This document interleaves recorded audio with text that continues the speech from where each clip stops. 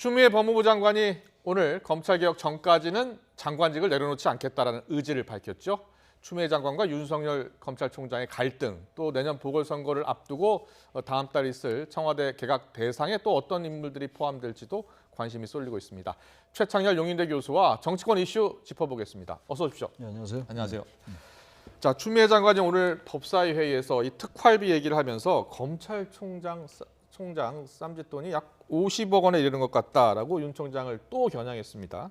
윤 총장을 향한 추 장관의 계속된 공세 어떤 이유 때문일까요? 이게 언제까지 이제 이 갈등 국면이 계속될지 모르겠는데 예.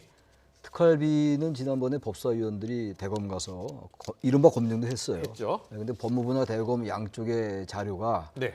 의원들이 바라는 그 정도 수준은 안 됐던 것 같고 예. 특수활동비 자체가 내역을 잘 공개하지 않는 용도거든요. 예. 다시 말하면 기밀이 요구되는 정보나 수사 사건에 필요한 경우가 이렇게 돼 있단 말이에요. 네네. 근데 현실적으로 이제 그런 쪽의 수사 사건에도 이제 소요가 되겠습니다만 꼭 검찰이나 법무부가 아니라 하더라도 하다못해 국회도 특활비를 폐지했거든요. 근데 예. 특활비를 폐지했지만 업무 경비 이런 쪽으로 또 다시 사실상 부활시켰거든요. 예. 그러니까 이런 돈들이 이제 경력금으로도 쓰이고 사실상 이른바 지금 여기서 얘기하는 쌈짓돈이라기보다는 어쨌든 그 기관장들이 예. 자신의 필요에 따라 쓰는 돈 분명히 있어요. 예. 어느 부처를 막론하고 예. 그래서 이거는 서로 이제 여야가 대검이 문제가 있다 또 무슨 법무부가 문제가 있다 특활비를 둘러싸고 지금 논란이 있는 거 아니에요. 그래서 쌈짓돈 쓰는 것처럼 하고 있다라고 지금 여당이 지금 검찰총장한테 얘기하고 있는 건데 예.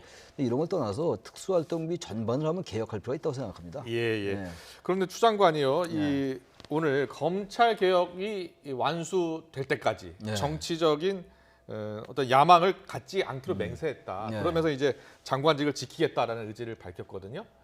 사실상 자신이 오히려 가이드라인을 낸 것 같은 느낌도 들어요. 예. 왜냐하면 지금 개각 얘기가 지금 나오고 있잖아요. 네네. 이제 정세균 총리가 뭐 1차 개각, 2차 개각 나눠서 하겠다 뭐 이런 얘기가 나오고 있는데 일단 그 장관 개각에 대한 이슈가 부상되고 있는데 저렇게 얘기를 한 거는 아마 이제 유임될 가능성이 높다라고 해석할 수밖에 없죠. 청와대와 어느 정도 교감이 있었다라고 봐도 없고서는 되겠습니까? 전혀 없고서야 저렇게 장관이 예. 단정적으로 얘기하기는 좀 어렵지 않을까라는 추론 같은 건 가능해 보입니다. 예.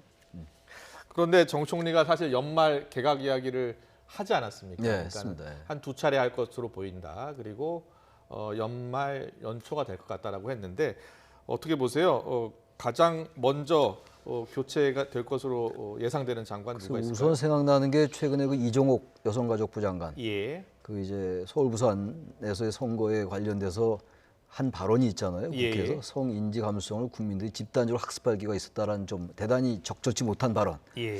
그게 포함될 가능성이 좀 높은 것 같고. 예. 그다음에 내년도 서울시장 선거와 관련해가지고 박영선 장관 얘기가 많이 거론되고 있거든요. 네. 그렇다면 박영선 장관도 선거 수요 때문에 아마 이제 개각 대상에 포함될 가능성이 있다라고 예. 일단 보여져요. 그런 다음에 이제 우리가 흔히 말하는 원년부터 문재인 정부 출범할 때부터 있었던 장관, 원년 예. 장관이다라는 얘기들을 하는데 그분들이 포함될 가능성이 없지 않아 있죠. 예. 박능우 보건복지부 장관이라든지 강경화 외교부 장관 같은 경우가 그렇고 예. 또 김현미 장관 같은 경우는 국토교통부 장관입니다만 지난번에 원래 개각 대상에 포함됐다가 당시 최종호 후보가 낙마하면서 유임이 됐거든요. 예. 게다가 부동산 정책에 대한 논란이 워낙 많고 부동산 정책이 성공했다고 볼 수는 없는 거잖아요. 네. 아마 그런 점에서 그러한 분들이 아마 포함되지 않을까라고 예상을 해볼 수 있을 것 같긴 합니다. 알겠습니다. 그리고요 추미애 장관은 물러나지 않겠다라는 네. 의지를 거듭 확인을 했고요. 윤석열 총장은 어떻습니까? 경질 가능성이 있습니까? 저는 뭐 거의 없다고 봐요. 거의 없다고. 거의 본다. 없다고 보면 근거가 예. 검찰총장의 해임은 검찰청법에 따르면 검찰총장 자리를 그만두게 하려면 두 가지 방법이 있어요. 네. 탄핵, 파면, 해임. 탄핵, 세 가지죠. 탄핵, 파면, 해임. 파면, 해임 세 예. 가지거든요. 그러니까 탄핵은 이제 헌법 법률에 위배될 때 예. 그때 국회가 탄핵 소추를 의결하고 헌법재판소가 이제 탄핵을 결정하는 거예요. 파면을. 예. 그다음에 박근혜 전 대통령을 이제 파면할 때와 같은 과정이 하나 있고 예. 그다음에 이제 탄핵과 그러니까 다시 말하면 파면은 탄핵과 금고 이상의 형이 확정되지 않으면 안 되는 거거든요. 해임은 예. 징계 처분이나 적격 심사에 의하지 아니하고는 해임할 수 없다. 그러면 네. 검찰총장 같은 경우는 임기 2년이 법으로 법으로 보장돼 보장돼 있긴 있는 하지만 거죠. 헌법이나 법률을 위배했을 때 한해서 탄핵 소추안 제출하고 할 수 있다는 거네요. 그 헌법 법률에 예. 위반됐을 때 탄핵 소추 의결돼서 헌재에서 결정되는 것이고 파면이. 예. 그다음에 이제 검찰청법에 의하면 또 해임이나 정직이나 감봉이나 견책 또는 퇴직 이러한 처분들은 징계 처분이나 적격 심사에 의하지 아니하고는 안 된다라는 거예요. 네. 근데 지금 이제 윤석열 검찰총장을 징계 처분하거나 이러긴 대단히 어려운 상황이에요. 예. 그래서 저는 파면이나 예. 해임을 시키기가 대단히 어렵게 됐어요. 다시 말하면 임명은 대통령이 했지만 예.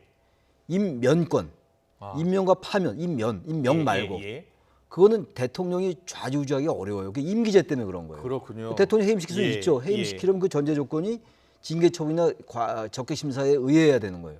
그러나 장관 같은 경우 해임할 수 있죠. 네. 이런 절차가 필요 없단 말이죠.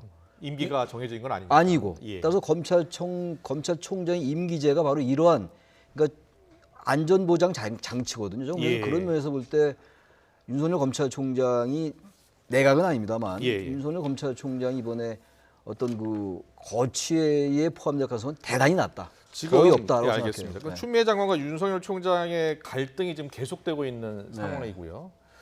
이게 내년 보궐선거에도 일단 영향을 미칠 가능성이 크잖아요. 그렇다고 봐야 되겠죠. 예. 네. 거기다가 만약에 윤석열 총장 경질론까지 만약에 나온다면 선거에는 어떤 영향을 미칠까요? 저는 여권에게 썩 그렇게 호의적으로 작용하지 않을 것 같아요. 예. 그러니까 말하자면 윤석열 검찰총장의 이른바 비위라든지 여기 지금 검찰청법이 얘기하고 있는 여러 가지 징계 처분을 당할 수 있는 그러한 행위가 드러나지 않는 한 예. 징계 처분할 이 어떤 명분이 없거든요. 네네. 그런데 계속 이제 여권에서 계속 이런 식으로 이제 갈등이 불거지고 추 장관 법무부에서 이런 식으로 계속 압박을 가하는 것처럼 느껴진다면 중도 유권자들의 표심이 썩 좋게 작용하지 않을 가능성이 있죠. 네네. 진보나 보수는 놔두더라도 말이죠. 그러면서 볼 때 이 갈등을 빨리 마무리 짓는 게 뭐 다들 얘기하는 겁니다만 네네. 빨리 해결하는 게 맞다. 그리고 법무부 장관도 예. 조금 이제 좀 이렇게 권한 사용을 좀 자제할 필요가 있어요. 추미애 장관이 SNS에 정성호 동지라는 쓴 글이 좀 논란이 되고 네, 있어요. 네. 그래서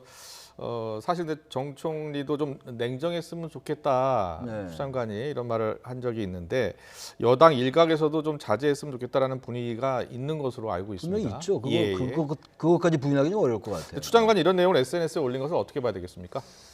글쎄요, 정성호 동지에게 뭐 할 수 있는 말이라고 봐요. 예. 물론 이제 추미애 장관이 공직자이기 때문에 현재 장관이기 때문에 장관은 공무원은 정치적 중립이 필요한 것이라서 예. 아주 엄밀하게 원론적으로 본다면 저런 말은 적절치 않아요. 네. 정성호 정성호 의원은 국회의원이란 말이에요. 국회의원과 장관인데 이걸 이제 공개적으로 동지라고 표현하는 거는 사실상 동지죠. 예, 같은 예. 당에 소속돼 있으니까. 그럼에도 불구하고 공무원의 정치적 중립이란 관점에서 아주 원론적으로 본다면 저 말은 굳이 안 해도 될 것 같았다. 예. 그래서 야당이 지금 비판하고 있는 거군요. 근데 예. 어쨌든 그러나 또 현실적으로 사실 같은 당 소속이기 때문에 저 부분 가지고 너무 또 야당이 그 비판으로 나가는 것도 현실적이지 않다. 단지 예. 그러나 어쨌든 간에 굳이 저런 말을 할 필요가 있었을까라는 지적을 할 수 있을 것 같습니다. 예, 알겠습니다. 오늘 나온 YTN 여론조사 지지율 보고 좀 이야기 나누겠습니다. 민주당과 국민의힘, 양당 지지율이 전체적으로 동반 하락했어요. 그런데 이 서울만 딱 놓고 보니까요. 서울은 30%로 동률을 이루었습니다. 자, 이 시점에서 두 당의 서울 지지율이 팽팽하게 나온 것. 내년 보궐선거 4월인데요. 누구에게 유리한 겁니까? 그래서 아직 뭐 어느 당에게 유리하다라고 얘기하기는 어려울 것 같아요. 예. 워낙 많은 변수들이 있고 지금 이제 당장 정치 현안으로는 뭐 특활비 논란이 있고 또 휴대전화 잠금 해제법 이런 얘기들이 또 여야 사이에 있단 말이에요. 논란들이. 네, 네. 게다가 뭐 민주노총 광화문 집회 논란도 있었고 말이죠. 지났습니다만 바로 이러한 것들이 작용해가지고 이제 더불어민주당과 국민의힘이 거의 동등해졌어요. 엎치락뒤치락하는 그런 측면이 있거든요. 예. 그러니까 얼마 전까지만 해도 내년도 서울 부산 선거가 시장 선거가 더불어민주당이 상당히 우세할 거다라는 전망이 지배적이었어요. 예. 적어도 그 국면은 넘어간 것 같아요. 예. 단지 근데 이제 더불어민주당과 국민의힘의 이 차이가 오차 범위 내이기도 하고 엎치락뒤치락 하기 때문에 여러 변수가 같이 맞물리고 인물이 누가 나올 것인가 그런 점이 굉장히 중요할 것 같고 아직 이제 뭐 그렇게 많이 남지는 않았죠. 내년 4월이니까 예. 그렇다 하더라도 서울 부산 선거가 굉장히 막중한 비슷한 이런 이제 구도로 갈 것 같다. 경합하는 구도로 갈 것 같다라는 생각이 듭니다. 예, 계속해서 부산, 울산, 경남 지지율 보겠습니다. 네, 부의경 지지율 보니까요. 더불어민주당은 뭐 아주 약간 올랐지만 국민의힘은 한 5%포인트까지 떨어진 것 같거든요.